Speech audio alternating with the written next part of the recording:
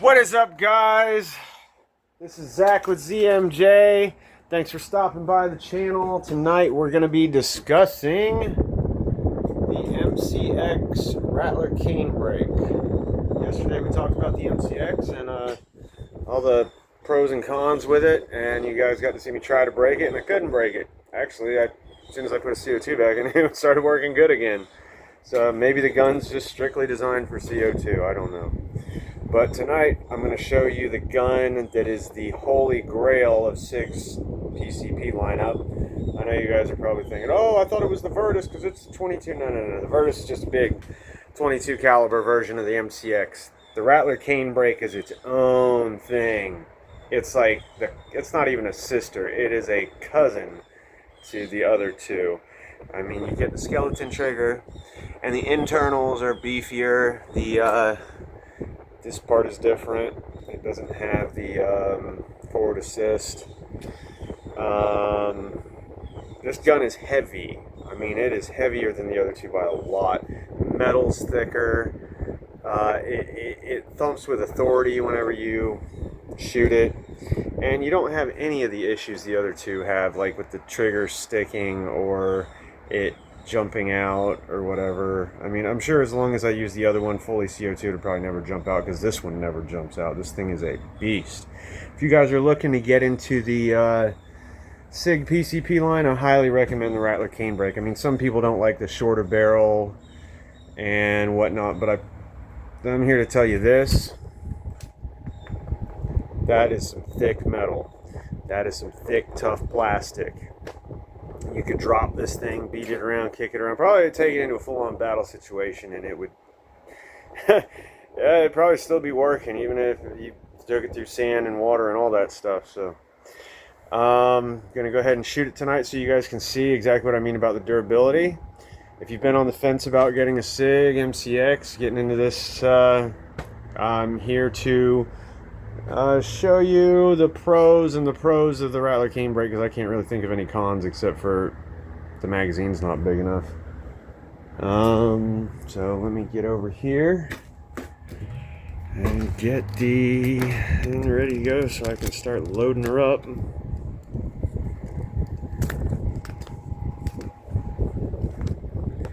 And you guys can check out the canebrake while I do it.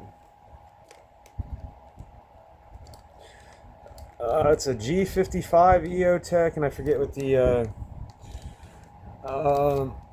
magnifier is. One of you guys in there that know EOTechs will probably tell me. Go ahead and load up a few rounds. Oh, there was a couple in here. Good. I keep this gun for home defense, one of my home defense guns. I have a few of them, but as far as my smallest home defense gun, I keep this because it has 30 round magazine capacity. It doesn't jam, it doesn't have issues, it's accurate, I mean, it's quick. I can acquire a target really fast and stay on target for several cycles of rounds. And you know, oh, why would you use a pellet gun for home defense? Well, you got to think 30 rounds is probably enough to fend off somebody if you're placing them in the right place. And if somebody's plugging you in the head with this thing inside of a house within feet of each other, you've got lead crammed in your skull. You've got, wherever the heck you're being shot at, you're going to have pellets hanging out. Whether they're under the skin or whatever, you do not want to stick around for that. You see these videos of people using the home defense weapons, and they'll shoot them, and they'll be like, oh, it stings, da da da da da. That's one thing. If you've ever been in a paintball fight, you know it's one thing to get slapped and go, ugh, and keep going. No. Like, when I shot myself in the thumb, there was no, keep going. It was, time out, hold on, something's wrong, I need to go find a medic. And I promise you, if you were taking round after round, 3 rounds a second, and it's chewing your skin off, you're not going to stick around and go, oh, I want to complete the mission. I have to steal from this guy. I have to get into his house. You're going to start making new life choices and think about going to church the next day after you get out of the hospital. Oh, I wouldn't go to the hospital, blah, blah, blah. Trust me, you would go to the hospital. You ain't digging these out with a knife and a bottle of rum. I'm sorry. I thought about it. The nurses looked at me like I was crazy, and I'm like, look, I'm tough. Give me a bottle of rum, enough of whatever, and I'm going to dig that thing out, lady, whether you like it or not. But if there had been more than one, and say they were in my back or something, or shoulder, back of the head, you ain't getting that out. You ain't going to dig that out yourself. You got to go to the hospital and have some nurse give you a local anesthetic and dig that thing out herself. So, it's just one of those things about home defense. There's a million different situations. Yes, it could work. No, it couldn't. Blah, blah, blah, blah. If there's a bunch of people and they all got guns, this is all I can grab. This is all I can grab. Maybe it'll work. Maybe it won't. Who knows? You've never been put in that situation to find out. But it's better to have something than have nothing. I mean, you got 3 guys trying to break in your house with masks and knives and guns, and this is all you have. You're going to grab it and see if it works at least. You're not going to go, oh, I got a butcher knife, they got guns. No. If you're near this, if you're within this vicinity, if this is your go-to, you're going to grab this and you're going to use it to defend your life until it's empty. And if they're still coming, you're going to probably break the gun trying to beat them to death with it as you defend yourself. But let's just be real. In a violent life or death situation, you're going to grab whatever you can as quickly as you can to protect yourself. And if they're still coming after they've got 8 rounds apiece roughly per person in them, and they haven't turned around and said, fuck this, this is an 8.5, 9-pound gun. If you hit them good and square with this thing, you're going to break the gun, but you're going to break their head too. So just keep that in mind. The closer you are, the long distance, you need a long gun. Medium distance, you need a medium gun. Up close, you need a pistol to a compact. Between here and there, you need a compact to a knife. From here to here, we need a compact to physical martial arts training. You see what I'm saying? Like from here to here, I'm not going to be able to use this. This is too big. This is for 15 feet to 75 yards. Where I can lift up the gun, acquire the target, and da-da-da-da-da. Whenever I can't even get the gun up, because there's stuff like this, there's a table, there's a countertop, there's a couch, I'm going for a knife, I'm going for a compact, I'm going for Muay Thai, I'm going for Jiu-Jitsu, I'm going for the knife and the Jiu-Jitsu, You're not, it depends on the situation. And if you sit there and say, oh, you can't defend yourself with a BB gun, blah, blah, blah, blah, blah, blah, blah. It's all hypothetical. It depends on the situation. Like, say, I'll put myself in that situation. Say I've got 3 teenagers, and they've all got Glocks with switches, and they're coming up my driveway, and I know they're up to no good. Before they get to a situation where I'm going to need anything smaller than this, I'm going to try to dispatch them at a distance with something that's more accurate and more effective at reaching them than they are with those Glock switches at reaching me. Because the minute they go, the bullets are going fucking everywhere and they ain't hitting shit except for my entire neighborhood. Excuse my language, by the way. This is not a kid's video. This is a legit, we're going to talk about pros and cons about good stuff. And I would do it with single shots, effective shots at a distance. And if they still wanted to come, hey, bring it on. We can break out the army. We can go full auto on every one of y'all and start changing magazines and da-da-da-da-da-da. Because I promise you, I'm going to have more ammo because I'm in my safe space than you. I'm going to have more weapons because I'm in my safe space than you. And hopefully I'm going to have the one up because I'm in my safe space over you. Now that we talked about that, let's get back to the canebrake, because I know you guys want to talk about it. You don't want to hear me talk about this and da-da-da-da-da. I guess I'm going to go ahead and put you guys over to where you can see the side of the gun as I'm shooting, and then I'll put you in front of the target so you can get some idea of the effectiveness. Like I said, this thing will probably shoot about 850 with non-lead pellets because it shoots right at 700 with lead. And the PCP is a big reason for that. Whereas the CO2, it seems like it thumps with more authority, but the feet per second is less. It's, I don't know, it's something, it's almost like gasoline and diesel. How gasoline burns fast, diesel burns slow.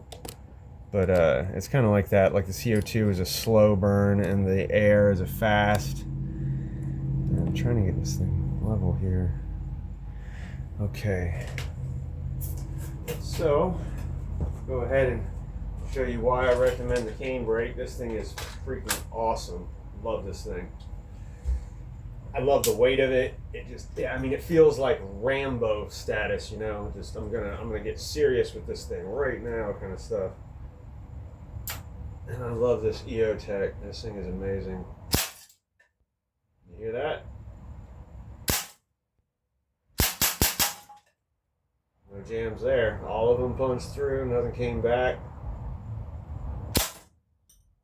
Well, that one came back.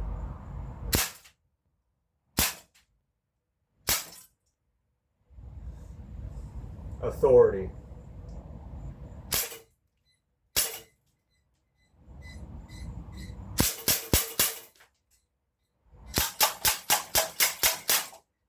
See that? That's why I'm saying this thing. No issues. None. They definitely designed it for PCP. So let's get over here towards the target so you can watch the metal thrashing.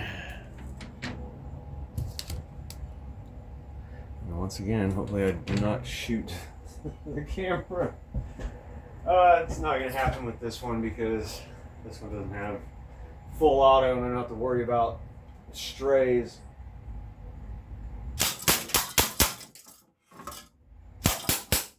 Ah, jeez. Once again. Am I out? I am out. Jeez, I didn't think I was. But I didn't have any misfires. The only ones that came back annihilated the can and then bounced off the backside and came back, which was, I think, just one. Dang it. I'm going to give you guys a little bit more devastation before that. The reason why I use these cans is because they're twice as thick as a regular can, so you really know you got some power if it's punching through one of these. Whereas a soda can, it's, you know, you can almost poke your pinky through it. These, you're going to break your pinky trying to get through it, you know. Ugh. As you can see, the weaker, that's from yesterday, the MCX that was on the PCP that wasn't punching through. But then some of them would punch through like that. That was the 1800 PSI that punched right through it. But then some of them wouldn't. I don't know.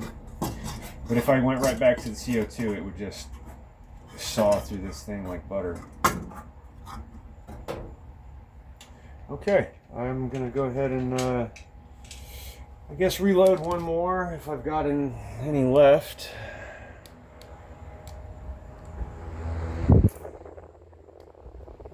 Let's see.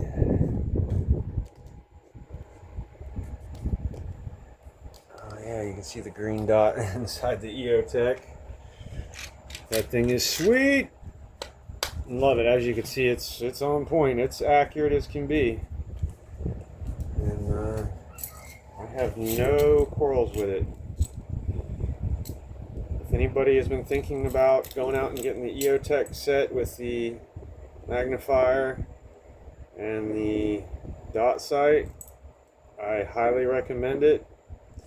This is, I bought these two separate. You can get them in a kit for the cheaper one for like 200 bucks or 120 bucks off of Amazon or eBay.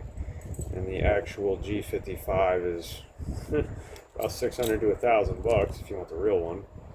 But this one works okay. I have yet to try the magnifier out at distance, but I'm sure as much as this thing holds 0 and whatnot, I'm sure I'm going to be absolutely satisfied with the magnifier. It's totally clear. And these are the only two that match this gun. Like, if you go online and you try to get FDE anything, it's all different colors of sand. Like, they can't get the sand color right to save their life. But somehow they did. I don't know if Sig was in bed with EOTech when they made this color and said, hey, we need you to make all this stuff the same color so it matches. But it definitely matches the gun absolutely perfect. This is the same color as this. This is the same color as this. Like, you never get that with FDE. So, alright. I put about 10 rounds in it. I'm going to go ahead and give her another go. I'll get you guys close to the target again so you can see the devastation even more. Alright.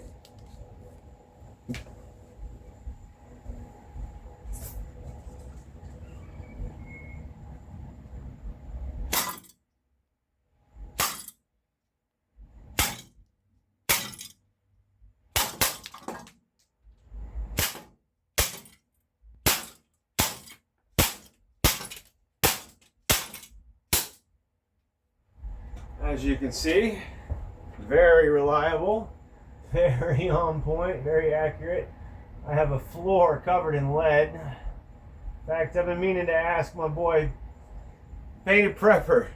I know you got a carpeted upstairs and carpeted walls. Do you have pellets and BBs all over your floor like I do? I've got them everywhere. I need a magnet and a vacuum to clean up the lead so I can recycle it. But if any of you air gunners got that, if you got an indoor spot, do you have pellets and BBs all over the floor? Let me know. Leave it down in the comments.